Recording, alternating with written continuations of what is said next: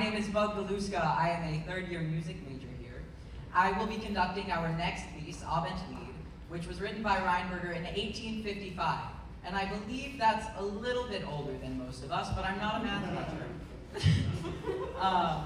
Anyways, this beautiful text, which you can read the translation of in your program, is set to this gorgeous music. And when I first heard it and thought of the idea of conducting it, I was beyond excited.